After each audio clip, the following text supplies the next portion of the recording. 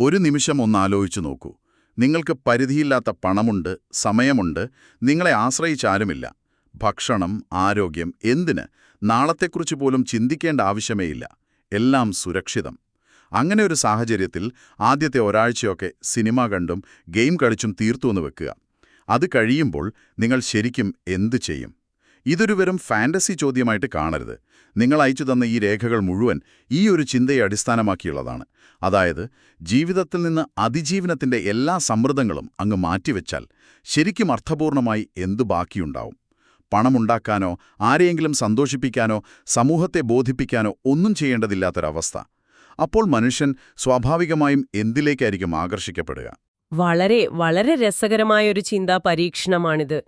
കാരണം നമ്മൾ ദിവസവും ചെയ്യുന്ന കാര്യങ്ങളിലെ ഒരു 90% ഏതെങ്കിലും തരത്തിലുള്ള ഒരു സമ്മർദ്ദത്തിന്റെ ഫലമാണ്, അല്ലേ?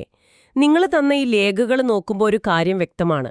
ഈ സമ്മർദ്ദങ്ങൾ ഇല്ലാതാവുമ്പോൾ മനുഷ്യൻ സ്വാഭാവികമായും ശ്രദ്ധ തിരിക്കുന്നത് വെറും വിനോദങ്ങളിൽ നിന്നോ ഉപഭോഗത്തിൽ നിന്നോ മാറിയിട്ട് കൂടുതൽ ആഴത്തിലുള്ള ചില കാര്യങ്ങളിലേക്കാണ്. ഈ രേഖകളിൽ അത്തരം കാര്യങ്ങളെ ഒരു 7 തരംതിരിച്ചിട്ടുണ്ട്. നമുക്കിന്ന് അതിലേക്കൊന്ന് ആഴത്തിൽ ഇറങ്ങിച്ചെല്ലാം. തീർച്ചയായും. അപ്പോൾ എവിടെ തുടങ്ങാം? ആദ്യത്തെ ആശയം യാഥാർത്ഥ്യത്തെ കൂടുതൽ ആഴത്തിൽ മനസ്സിലാക്കാൻ ശ്രമിക്കും എന്നാണല്ലോ പറയുന്നത്. ഇത് കേൾക്കുമ്പോൾ എന്താ, കോളേജിൽ വീണ്ടും പഠിക്കാൻ പോകുന്നത് പോലെ തോന്നുന്നുണ്ട്. അതാണോ ഉദ്ദേശിക്കുന്നത്? അല്ല, അതാണ് ഇതിലെ ഏറ്റവും പ്രധാനപ്പെട്ട വ്യത്യാസം. ഇത് പരീക്ഷ പാസ്സാകാനോ ഒരു ജോലി നേടാനോ വേണ്ടിയുള്ള പഠനമല്ല, മറിച്ച് കാര്യങ്ങളെക്കുറിച്ച് കൂടുതൽ വ്യക്തത വരുത്താനുള്ള ഒരു ആന്തരികമായ ആഗ്രഹമാണ്. ഉദാഹരണത്തിന്, ഈ പ്രപഞ്ചം എങ്ങനെയാണ് പ്രവർത്തിക്കുന്നത്?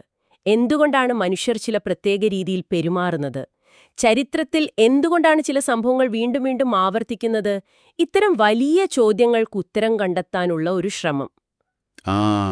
അപ്പോൾ ഇതിന്റെ ലക്ഷ്യം ഒരു വിദഗ്ധനാവുക എന്നതല്ല, മറിച്ച് ഒരു കാഴ്ചപ്പാട് നേടുക എന്നതാണ്, അല്ലേ? കൃത്യമായി. നിങ്ങൾ അയച്ച രേഖകളിൽ ഒരു വാചകം എന്നെ ശരിക്കും ആകർഷിച്ചു. അതിജീവനം ഉറപ്പാകുമ്പോൾ മാത്രമേ സത്യത്തിന് വിലയുണ്ടാകൂ. ഒന്ന് ആലോചിച്ചു നോക്കൂ. ദിവസക്കൂലിക്ക് ജോലി ചെയ്യുന്ന ഒരാൾക്ക് പ്രപഞ്ച രഹസ്യങ്ങളെക്കുറിച്ച് ചിന്തിക്കാൻ സമയം കിട്ടുമോ? ഇല്ല. അയാളുടെ മുന്നിലുള്ള സത്യം അന്നത്തെ ഭക്ഷണമാണ്. എന്നാൽ ആ സമ്മർദ്ദം മാറുമ്പോൾ നമുക്ക് കൂടുതൽ വലിയ സത്യങ്ങൾ അന്വേഷിക്കാൻ ഒരു സ്വാതന്ത്ര്യം കിട്ടുന്നുണ്ട്. ഇത് കൂടുതൽ വിവരങ്ങൾ ശേഖരിക്കുന്നതിനെക്കുറിച്ചല്ല, മറിച്ച് നമ്മുടെ കണ്ണടയൊന്ന് തുടച്ച് വൃത്തിയാക്കി ലോകത്തെ ശരിയായി കാണാൻ ശ്രമിക്കുന്നതുപോലെയാണ്. ആ ഒരു താരതമ്യം കൊള്ളാം. അപ്പൊ കാര്യങ്ങൾ മനസ്സിലാക്കുക എന്നതാണ് ആദ്യപടി. എന്നാൽ മനസ്സിലാക്കിയതുകൊണ്ട് മാത്രമായില്ലല്ലോ. ചിലപ്പോൾ നമുക്ക് പുതിയ എന്തെങ്കിലും ലോകത്തിന് നൽകണമെന്ന് തോന്നും. അതാണോ ഈ രേഖയിലെ രണ്ടാമത്തെ ആശയം, മുമ്പില്ലാതിരുന്നവയെ സൃഷ്ടിക്കുക എന്നത്? അതെ, അതാണ് സ്വാഭാവികമായ അടുത്ത ഘട്ടം.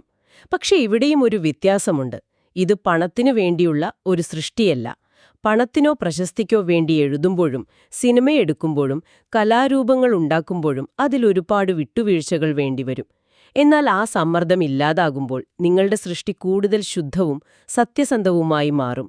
നിങ്ങളൊരു കഥ എഴുതുന്നത് അത് ബെസ്റ്റ് സെല്ലറാകാനായിരിക്കില്ല, മറിച്ച് ആ കഥ നിങ്ങളോട് പറയാൻ ആവശ്യപ്പെടുന്നതുകൊണ്ടായിരിക്കും. ഈ രേഖകളിൽ സാക്ഷ്യം വഹിക്കലാണ് സൃഷ്ടി എന്ന് പറയുന്നുണ്ടല്ലോ. അതെനിക്ക് അത്ര വ്യക്തമായില്ല. എന്നാണ് അതുകൊണ്ട് ഉദ്ദേശിക്കുന്നത്? അതൊരു പ്രധാനപ്പെട്ട ആശയമാണ്. ഇപ്പോ പ്രശസ്തനായ ഒരു ചിത്രകാരനെ ഓർത്തുനോക്കൂ. പണത്തിനു വേണ്ടി ആയിരുന്നില്ല അദ്ദേഹം ആദ്യകാലങ്ങളിൽ വരച്ചിരുന്നത്.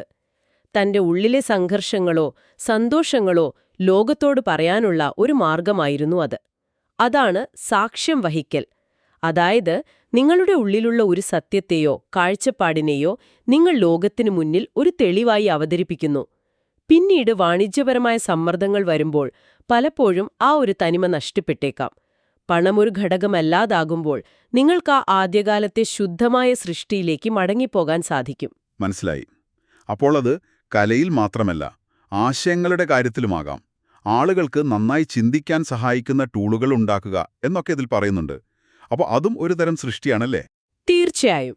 സമൂഹത്തിലെ ആശയക്കുഴപ്പങ്ങൾ കുറയ്ക്കാൻ സഹായിക്കുന്ന ഒരു പുസ്തകം എഴുതുന്നത്, അല്ലെങ്കിൽ സങ്കീർണമായ ഒരു വിഷയത്തെ ലളിതമായി വിശദീകരിക്കുന്ന ഒരു വീഡിയോ ഉണ്ടാക്കുന്നത്, ഇവയെല്ലാം ഈ ഗണത്തിൽപ്പെടും. നിങ്ങളുടെ കാഴ്ചപ്പാടിന് ഒരു രൂപം നൽകുക എന്നതാണത്.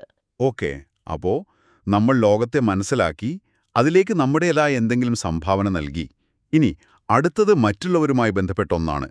കടമകളില്ലാത്ത സേവനം. പക്ഷേ ഒരു പ്രതിഫലവും പ്രതീക്ഷിക്കാതെ സേവനം ചെയ്യുന്നത് പ്രായോഗികമാണോ? മനുഷ്യന്റെ ഒരു അടിസ്ഥാന സ്വഭാവം സ്വാർത്ഥതയല്ലേ? നല്ല ചോദ്യമാണ്. നമ്മൾ സാധാരണയായി സേവനം ചെയ്യുന്നത് പലപ്പോഴും ഒരു കുറ്റബോധം കൊണ്ടോ അല്ലെങ്കിൽ മറ്റുള്ളവർ എന്തു വിചാരിക്കുമെന്ന് പേടിച്ചോ അതുമല്ലെങ്കിൽ പുണ്യം കിട്ടുമെന്ന പ്രതീക്ഷയിലോ ഒക്കെ ആകാം. ഇവിടെ പറയുന്നത് അത്തരം ബാധ്യതകളൊന്നും ഇല്ലാത്ത സേവനത്തെക്കുറിച്ചാണ്. നിങ്ങൾ അയച്ച രേഖകളിലെ ഒരു പ്രയോഗം എനിക്ക് വളരെ ഇഷ്ടപ്പെട്ടു. സേവനം അടിച്ചേൽപ്പിക്കപ്പെട്ട ഒന്നല്ല, മറിച്ച് തിരഞ്ഞെടുക്കപ്പെട്ടതാണെന്ന്. അതായത് ആരും നിർബന്ധിക്കാതെ തികച്ചും സ്വന്തം ഇഷ്ടപ്രകാരം ചെയ്യുന്നത്. അതെ. ഒരു ഉദാഹരണം പറയാം. ഒരാൾക്ക് കണക്കു പഠിപ്പിക്കാൻ നിങ്ങൾക്ക് നല്ല കഴിവുണ്ട്. നിങ്ങൾക്ക് പണത്തിന്റെ ആവശ്യമില്ല. അതുകൊണ്ട് നിങ്ങൾ ആരെയും പഠിപ്പിക്കാൻ പോകുന്നില്ല. പക്ഷെ കണക്ക് മനസ്സിലാകാതെ കഷ്ടപ്പെടുന്നൊരു കുട്ടിയെ കാണുമ്പോൾ ഒരു ബാധ്യതയുമില്ലാതെ നിങ്ങൾ ആ കുട്ടിയെ സഹായിക്കാൻ തീരുമാനിക്കുന്നു. അവിടെ നിങ്ങളുടെ കഴിവ് ഒരു സേവനമായി മാറുന്നു. അത് ഗ്രേഡിനോ സർട്ടിഫിക്കറ്റിനോ വേണ്ടിയല്ല. ആ അറിവ് പകർന്നു നൽകുമ്പോൾ കിട്ടുന്നൊരു സംതൃപ്തിയുണ്ട്. അതാണ് ഇവിടുത്തെ ഊന്നൽ. ദുർബലമായവയെ സംരക്ഷിക്കുക എന്നതും ഇതിൽ പറയുന്നുണ്ട്. അതറിവാകാം, ആളുകളാകാം, പ്രകൃതിയാകാം. നിങ്ങൾ പറഞ്ഞത് കാര്യമാണ്. സാമൂഹിക സമ്മർദ്ദമില്ലാതെ ചെയ്യുമ്പോഴാണ് സേവനത്തിന് യഥാർത്ഥ മൂല്യം വരുന്നത്. ഇതേ ആശയം വ്യക്തിബന്ധങ്ങളിലും പ്രസക്തമല്ലേ? വെറുതെ ആളുകളുമായി ബന്ധം സ്ഥാപിക്കുന്നതിനും ഒരു ലക്ഷ്യമുണ്ട് പലപ്പോഴും. അതാണോ 4ാമത്തെ പോയിന്റിൽ പറയുന്നത്? ആളുകളുമായി ആഴത്തിൽ ഇടപഴകുക എന്നത്. അതെ, അടുത്ത പടി അതാണ്. ശ്രദ്ധിച്ചു നോക്കിയാൽ അറിയാം, നമ്മുടെ പല സംഭാഷണങ്ങളും വളരെ ഉപരിപ്ലവമാണ്. ഒന്നുകിൽ എന്തെങ്കിലും കാര്യം സാധിച്ചെടുക്കാൻ, അതായത് നെറ്റ്വർക്കിംഗ്, അല്ലെങ്കിൽ വെറുതെ സമയം കളയാൻ. എന്നാൽ എല്ലാ ആവശ്യങ്ങളും നിറവേറ്റപ്പെട്ട ഒരാൾക്ക് അത്തരം സംഭാഷണങ്ങളിൽ താൽപ്പര്യം കുറയും. അവർ അന്വേഷിക്കുന്നത് ആഴത്തിലുള്ള ബന്ധങ്ങളായിരിക്കും. ആഴത്തിലുള്ള ബന്ധം എന്ന് പറയുമ്പോൾ ഈ കാലാവസ്ഥയെക്കുറിച്ചോ സിനിമയെക്കുറിച്ചോ സംസാരിക്കുന്നതിനപ്പുറം. അതെ, ജീവിതത്തിലെ യഥാർത്ഥ വിഷയങ്ങളെക്കുറിച്ച് ദീർഘനേരം സംസാരിക്കുക. നിങ്ങൾ എന്തു മറുപടി പറയണമെന്ന് മനസ്സിൽ തയ്യാറെടുക്കാതെ മറ്റൊരാളെ പൂർണ്ണമായി കേൾക്കാൻ ശ്രമിക്കുക. ഒരു ഉപദേശം നൽകുമ്പോൾ അതിന്റെ ഫലം എന്തായിരിക്കുമെന്ന് നിയന്ത്രിക്കാൻ ശ്രമിക്കാതിരിക്കുക. ഏറ്റവും പ്രധാനമായി നിങ്ങളിൽ നിന്ന് തികച്ചും വ്യത്യസ്തരായ ആളുകളിൽ നിന്ന് പഠിക്കാൻ ശ്രമിക്കുക. ഇത് നമ്മുടെ കാഴ്ചപ്പാടുകളെ വിശാലമാക്കും. എണ്ണത്തേക്കാൾ ഗുണമേന്മയ്ക്ക് പ്രാധാന്യം വരുന്ന ഒരവസ്ഥയാണിത്. സോഷ്യൽ മീഡിയയിൽ 1000 സുഹൃത്തുക്കൾ ഉള്ളതിനേക്കാൾ ആത്മാർത്ഥമായി സംസാരിക്കാൻ കഴിയുന്ന 2-3 പേരുണ്ടാകുന്നതിന്റെ മൂല്യം നമ്മൾ തിരിച്ചറിയും. ഇത് കേൾക്കുമ്പോൾ തന്നെ ഒരു സമാധാനം തോന്നുന്നുണ്ട്. എന്നാൽ അടുത്ത പോയിന്റ്, 5ാമത്തത്, എന്നെക്കുറിച്ചൊന്ന് കുഴക്കുന്നുണ്ട്. സ്വന്തം ബോധമണ്ഡലത്തെ കണ്ടെത്തുക. എന്താണത്? വെറുതെ കണ്ണടച്ച് ധ്യാനിച്ചിരിക്കുക എന്നാണോ? എനിക്കതത്ര വ്യക്തമായില്ല. ചെറിയൊരു ചിരിയോടെ ആദ്യം ചിന്തിക്കുക. പക്ഷെ സംഭവം അതല്ല. നമ്മളിൽ പലരും ജോലി കഴിഞ്ഞ് വീട്ടിലെത്തിയാൽ ഉടൻ ഫോൺ എടുക്കുകയോ TV ഓൺ ചെയ്യുകയോ ചെയ്യും. ആ നിശ്ശബ്ദതയെ നമ്മൾ ഭയക്കുന്നു. കാരണം ആ സമയത്താണ് നമ്മുടെ ഉള്ളിലെ ചിന്തകളും ആശങ്കകളും നിയന്ത്രണമില്ലാതെ പുറത്തുവരുന്നത്. അതിൽ നിന്ന് ഒളിച്ചോടാനാണ് നമ്മൾ എപ്പോഴും എന്തെങ്കിലും ചെയ്തുകൊണ്ടിരിക്കുന്നത്. ശരിയാണ്, ആ ഒഴിഞ്ഞുമാറൽ. അതെ, നിങ്ങൾ അയച്ച ലേഖകളിലെ ഏറ്റവും ശക്തമായൊരു നിരീക്ഷണം അതാണ്. പ്രശ്നമൊരിക്കലും ശ്രദ്ധമാറ്റലായിരുന്നില്ല, മറിച്ച് ഒഴിഞ്ഞുമാറലായിരുന്നു. അതിജീവനത്തിനുള്ള ഓട്ടമില്ലാതാവുമ്പോൾ നമുക്ക് ഒളിച്ചോടേണ്ട ആവശ്യം വരുന്നില്ല. അപ്പോൾ നമുക്ക് നമ്മളെ തന്നെയൊന്ന് നിരീക്ഷിക്കാനുള്ള ധൈര്യം വരും. എന്റെ മനസ്സിൽ എന്തൊക്കെ ചിന്തകളാണ് വരുന്നത്? എന്തുകൊണ്ടാണ് എനിക്ക് ദേഷ്യം വരുന്നത്? യഥാർത്ഥത്തിൽ എനിക്ക് ശാന്തി നൽകുന്നതെന്താണ്? കേവലം ഉത്തേജനം നൽകുന്നതെന്താണ്? ഈയൊരു ആത്മപരിശോധനയാണ് സ്വന്തം ബോധമണ്ഡലത്തെ കണ്ടെത്തുക എന്നതുകൊണ്ട് ഉദ്ദേശിക്കുന്നത്. ഒളിച്ചോട്ടമില്ലാത്ത ഏകാന്തതയെ അഭിമുഖീകരിക്കുക എന്നതാണത്. കൊള്ളാം. അപ്പോൾ നമ്മൾ നമ്മളിലേക്ക് തന്നെ തിരിയുന്നു. ആ ഒരു തിരിച്ചറിവിൽ നിന്ന് അടുത്ത പടിയിലേക്ക് എത്തുക സ്വാഭാവികമാണെന്ന് തോന്നുന്നു. 6ാമത്തെ പോയിന്റ്, നമ്മളെക്കാൾ വലിയ ഒന്നിനോട് ചേരുക. ഇത് കേൾക്കുമ്പോൾ എന്തോ ആത്മീയമായ കാര്യമാണെന്ന് തോന്നുന്നുണ്ടല്ലോ. മതവിശ്വാസത്തെക്കുറിച്ചാണോ ഇവിടെ പറയുന്നത്? മതവിശ്വാസം അതിന്റെ ഒരു ഭാഗം മാത്രമാണ്. പക്ഷേ ഈ രേഖകൾ വ്യക്തമാക്കുന്നതുപോലെ ഇത് ആചാരപരമായ മതവിശ്വാസമല്ല, മറിച്ച് ഒരു ദിശാബോധമാണ്. അതായത് നമ്മുടെ വ്യക്തിപരമായ സുഖങ്ങൾക്കും നേട്ടങ്ങൾക്കും അപ്പുറം ഒരു ലക്ഷ്യം കണ്ടെത്തുക. ഞാൻ, എന്റേത് എന്ന ചിന്തയിൽ നിന്ന് മാറി നമ്മളെക്കാൾ വലിയ ഒരു ആശയത്തിനു വേണ്ടി നിലകൊള്ളുക. ഒരു ഉദാഹരണം പറയാമോ? തീർച്ചയായും. പരിസ്ഥിതി സംരക്ഷണം ഒരു വലിയ ലക്ഷ്യമാണ്.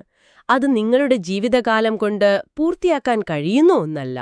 പക്ഷേ ആ ലക്ഷ്യത്തിന്റെ ഒരു ചെറിയ ഭാഗമാകാൻ നിങ്ങൾ തീരുമാനിക്കുന്നു. അല്ലെങ്കിൽ ശാസ്ത്രീയമായ അറിവുകൾ സാധാരണക്കാരിലേക്ക് എത്തിക്കുക എന്നതാകാം നിങ്ങളുടെ ലക്ഷ്യം. അതുമല്ലെങ്കിൽ വരും തലമുറയ്ക്ക് വേണ്ടി ഒരു നല്ല സമൂഹം കെട്ടിപ്പടുക്കുന്നതിനുള്ള പ്രവർത്തനങ്ങളിൽ പങ്കാളിയാകുക. ഞാൻ ഈ ലോകത്തുനിന്ന് പോയ ശേഷം എന്ത് നിലനിൽക്കണം എന്ന ചിന്തയിൽ നിന്നാണ് ഇത്തരം ലക്ഷ്യങ്ങളുണ്ടാകുന്നത്. അത് നമ്മുടെ ജീവിതത്തിന് ഒരു പുതിയ അർത്ഥം നൽകും. അപ്പോൾ നമ്മുടെ ഞാൻ എന്നതിനപ്പുറത്തേക്ക് നമ്മുടെ ശ്രദ്ധയെ കൊണ്ടുപോകുന്ന എന്തും ഇതിൽപ്പെടും. അത് വളരെ ശക്തമായ ഒരു ആശയമാണ്. ഇനി അവസാനത്തെ പോയിന്റിലേക്ക് വരാം. സത്യത്തെ വളച്ചൊടിക്കലുകളിൽ നിന്ന് സംരക്ഷിക്കുക. ഇതെങ്ങനെയാണ് മറ്റുള്ളവയിൽ നിന്ന് വ്യത്യസ്തമാകുന്നത്? ഇത് ഒരുപക്ഷേ ഏറ്റവും ധൈര്യം ആവശ്യമുള്ള ഒന്നാണ്. മറ്റുള്ളവരുടെ അംഗീകാരമോ പണമോ ആവശ്യമില്ലാത്തൊരു സാഹചര്യത്തിൽ നിങ്ങൾക്ക് സത്യം വിളിച്ചു പറയാൻ ഒരു പേടിയുമുണ്ടാകില്ല. ഒരു ജോലിയോ സ്ഥാനമോ നഷ്ടപ്പെടുമെന്ന ഭയമില്ലാതെ, അല്ലെങ്കിൽ ആൾക്കൂട്ടം എന്ത് വിചാരിക്കുമെന്ന ചിന്തയില്ലാതെ സത്യത്തിനു വേണ്ടി നിലകൊള്ളാൻ കഴിയുന്നത് ഒരു വലിയ സ്വാതന്ത്ര്യമാണ്. ഇതിൽ ഗ്രൂപ്പ് തിങ്കിലെ പ്രതിരോധിക്കാൻ സാധിക്കുമെന്ന് പറയുന്നുണ്ട്. അതെന്താണ്? അതായത്, ഒരു മീറ്റിംഗിൽ എല്ലാവരും ഒരേ അഭിപ്രായം പറയുമ്പോൾ അത് തെറ്റാണെന്ന് നിങ്ങൾക്കുറപ്പുണ്ടെങ്കിലും മനസ്സിലുള്ളത് തുറന്നു പറയാൻ നമുക്കൊരു മടിയുണ്ടാകുമല്ലോ. ഒരുപക്ഷേ ബോസ് എന്ത് വിചാരിക്കും, സഹപ്രവർത്തകർ ഒറ്റപ്പെടുത്തുമോ എന്നൊക്കെ പേടിച്ചിട്ട്. ആ അപകടകരമായ ഒഴുക്കിനെതിരെ നീന്താൻ സാധിക്കുമെന്നാണ് അതുകൊണ്ട് ഉദ്ദേശിക്കുന്നത്. ജനപ്രീതിയില്ലാത്തതും എന്നാൽ അത്യാവശ്യവുമായ കാര്യങ്ങൾ പറയാനും ആളുകളെ തെറ്റിദ്ധരിപ്പിക്കുന്ന പ്രചാരണങ്ങളുടെ വേഗത കുറയ്ക്കാനും ആ ഒരവസ്ഥയിൽ നിങ്ങൾക്ക് കഴിയും. അതുകൊണ്ടാണിതിനെ അപൂർവവും അതീവ മൂല്യമുള്ളതുമാണ് എന്ന് ഈ രേഖകൾ വിശേഷിപ്പിക്കുന്നത്. അപ്പോൾ നമ്മൾ ഈ പറഞ്ഞ 7 കാര്യങ്ങളിലും ഒരു പൊതു സ്വഭാവം കാണാനുണ്ട്, അല്ലേ? എല്ലാം ഒരുതരം ആന്തരികമായ വളർച്ചയുടെ പടവുകൾ പോലെ തോന്നുന്നു. ലോകത്തെ അറിയുക, സ്വയം സംഭാവന ചെയ്യുക, മറ്റുള്ളവരെ സഹായിക്കുക, ആഴത്തിൽ ബന്ധപ്പെടുക, സ്വയം മനസ്സിലാക്കുക, വലിയൊരു ലക്ഷ്യത്തിന്റെ ഭാഗമാവുക, ഒടുവിൽ സത്യത്തിനു വേണ്ടി നിലകൊള്ളുക. അതെ, ഈ 7 കാര്യങ്ങളെയും നമുക്കൊരു 4 അടിസ്ഥാന തത്വങ്ങളിലേക്ക് ചുരുക്കാം. സത്യം, സൃഷ്ടി, സേവനം, പിന്നെ ഒരു വലിയ ലക്ഷ്യവുമായുള്ള ഐക്യം. അതിജീവനത്തിന്റെ സമ്മർദ്ദങ്ങൾ ഒഴിവാകുമ്പോൾ മനുഷ്യൻ സ്വാഭാവികമായും ഈ 4 കാര്യങ്ങളിലേക്ക് ആകർഷിക്കപ്പെടും. അപ്പോൾ തുടക്കത്തിൽ നമ്മൾ പറഞ്ഞ നെറ്റ്ഫ്ലിക്സും വീഡിയോ ഗെയിമുകളുമോ അവയെല്ലാം മോശമാണെന്നാണോ ഇതിനർത്ഥം? ഒരിക്കലുമല്ല. ഈ രേഖകൾ വിനോദങ്ങളെ വിമർശിക്കുകയല്ല, മറിച്ച് അവയുടെ റോൾ എന്താണെന്ന് നമ്മളെ ഓർമ്മിപ്പിക്കുകയാണ്. ആളുകൾ ക്ഷീണിതരോ ഉത്കണ്ഠാകുലരോ അല്ലെങ്കിൽ ഉള്ളിൽ ശൂന്യത അനുഭവിക്കുന്നവരോ ആകുമ്പോഴാണ് അവയിൽ അഭയം തേടുന്നത്. അതായത്, വിനോദങ്ങൾ പലപ്പോഴും നമ്മുടെ ഉള്ളിലെ സമ്മർദ്ദങ്ങളുടെ ഒരു ലക്ഷണം മാത്രമാണ്.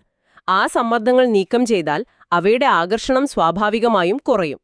അവ പിന്നെ ഒളിച്ചോട്ടത്തിനുള്ളൊരു മാർഗമല്ലാതായിത്തീരും. ഒരുപക്ഷേ വിശ്രമത്തിനുള്ളൊരു ഉപാധി മാത്രമായി മാറും. അത് വളരെ പ്രധാനപ്പെട്ടൊരു വ്യത്യാസമാണ്. അപ്പോൾ ഈ ചർച്ച അവസാനിപ്പിക്കുമ്പോൾ ഈ രേഖകളിലെ അവസാനത്തെ ഒരു ചോദ്യം ഞാൻ നിങ്ങൾക്കായി വിട്ടുതരികയാണ്.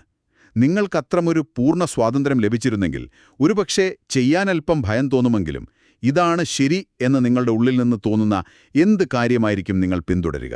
ഈ ചോദ്യം തന്നെയാണ് ഈ ചർച്ചയുടെ പാതല്. കാരണം നമുക്ക് ആർക്കും ഒരുപക്ഷേ അങ്ങനെയൊരു പരിധിയില്ലാത്ത സാഹചര്യം ജീവിതത്തിൽ ലഭിച്ചേക്കില്ല. എങ്കിൽ പോലും ഈ ചോദ്യത്തെക്കുറിച്ച് ചിന്തിക്കുന്നത് വളരെ പ്രധാനമാണ്. നിങ്ങളുടെ ഇന്നത്തെ ജീവിതത്തിൽ നിലവിലെ തിരക്കുകൾക്കും സമ്മർദ്ദങ്ങൾക്കുമിടയിൽ നിങ്ങൾക്ക് യഥാർത്ഥത്തിൽ എന്താണ് അർത്ഥം നൽകുന്നത് എന്ന് കണ്ടെത്താൻ ഒരുപക്ഷേ ഈ ചോദ്യം സഹായിച്ചേക്കാം. ആ തിരിച്ചറിവ് ഒരുപക്ഷേ നമ്മുടെ ജീവിതത്തിൽ ചെറിയ മാറ്റങ്ങൾക്കെങ്കിലും നമ്മളെ പ്രേരിപ്പിച്ചേക്കാം, അല്ലേ?